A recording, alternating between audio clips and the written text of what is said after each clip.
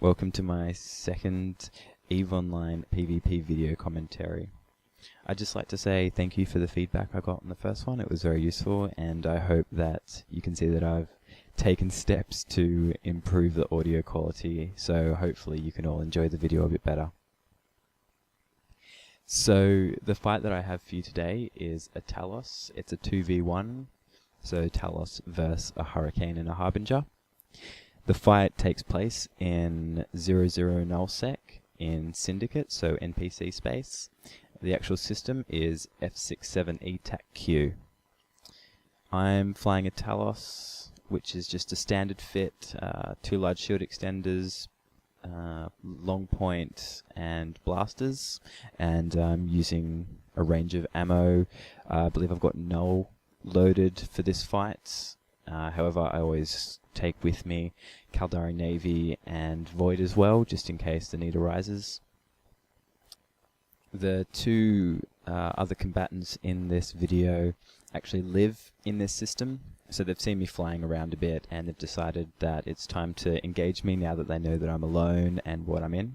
So they bring out a Hurricane and a Harbinger.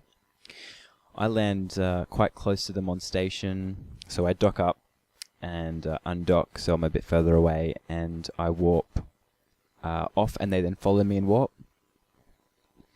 I then turn around and warp straight back to the station, hoping that the Hurricane is shield fit and that the Harbinger is armor fit, which will just mean that the Harbinger will take longer to align, so that there'll be a bit of a delay between when they land, which is actually what happens, and then because of that delay I can further separate the Hurricane because of the Hurricane's speed.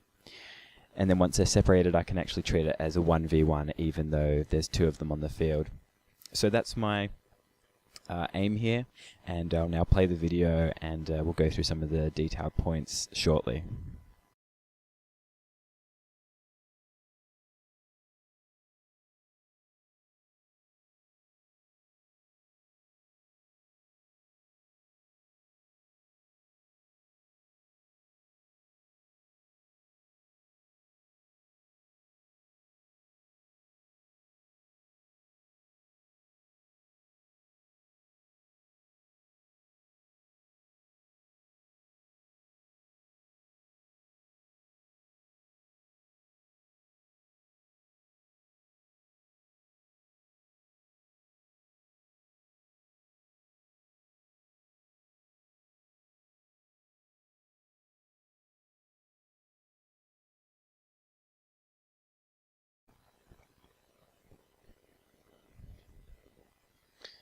So now it's time for a bit more of a detailed look at the fight.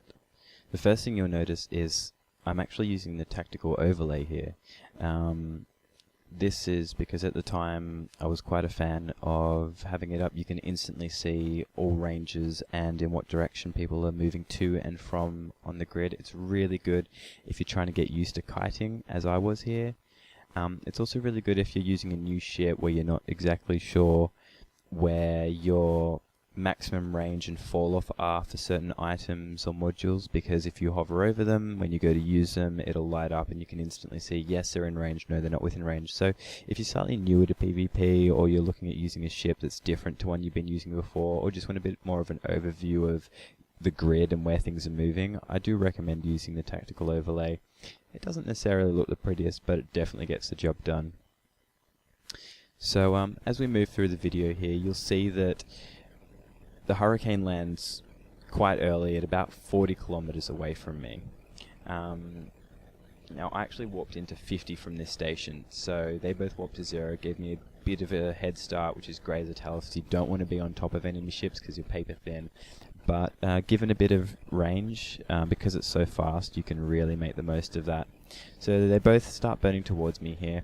The Harbinger instantly goes hot. However, he can't really do anything from 50 kilometers away, especially when I'm having a bit of an angle here, keeping my radial velocity up a little bit. So the Harbinger, as you see, is micro-warping out to me. He's quite a lot faster than the Harbinger. The Harbinger maybe, I'm not quite sure what he's doing there, but I think he's maybe changing directions. But anyway, so I start taking pot shots at the Hurricane, but I let him get quite close before I actually do anything here.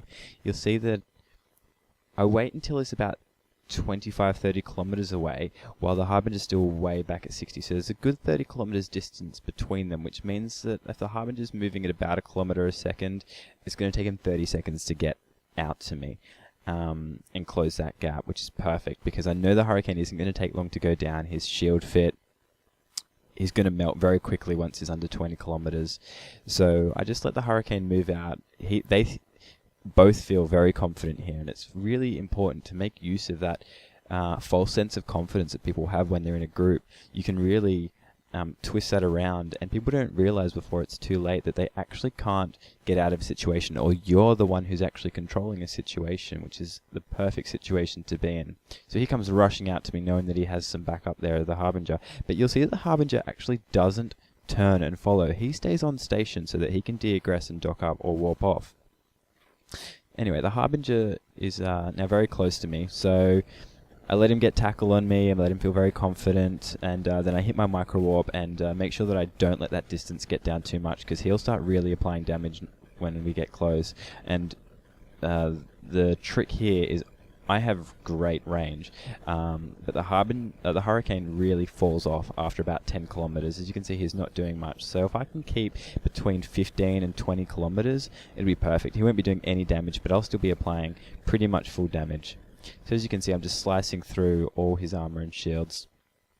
And he's now started to turn around and head back, trying to get out of point range. But I'm on top of it. I'm watching his velocity. As soon as that drops and he starts to turn, hit approach, make sure he stays within there, heat your point, and he'll go down. Now, at the very end there, he did just get out of point range, but he wasn't lined at all, so there was no chance he was going to get away. So the Harbinger's quite smart. He has de-aggressed by now and seen that he doesn't want to come play because Talos are quite deadly, which is smart of him, unfortunately. But really what you want to take away from this fight is just how quickly and easily you can twist people's perceptions of contact. What you really want to do is you want them thinking that they have this sewn up, wrapped up, easily done. You're going to be an easy kill. There's more of them than you. They're going to be hot-headed and go straight in for the fight. And if you use some tactics and range to your advantage, then you really can turn that around and isolate one or two people from an entire gang, either through aggression on a gate or through physical distance in space, or even like this one person doesn't want to come off a station and another person's too keen to burn out to me. I mean, we only ended up, 50, 60 kilometers off station. It really wasn't very far at all. But you can really turn that to your advantage to solo, essentially turn a gang fight into a one-on-one. So I hope you've learnt something from this video and it's a bit better than the last one. Please let me know of any improvements that you think I can make, and your thoughts, as always, more than welcome. And I hope to see you in space soon, losing lots of ships, or perhaps making me lose ships. See ya.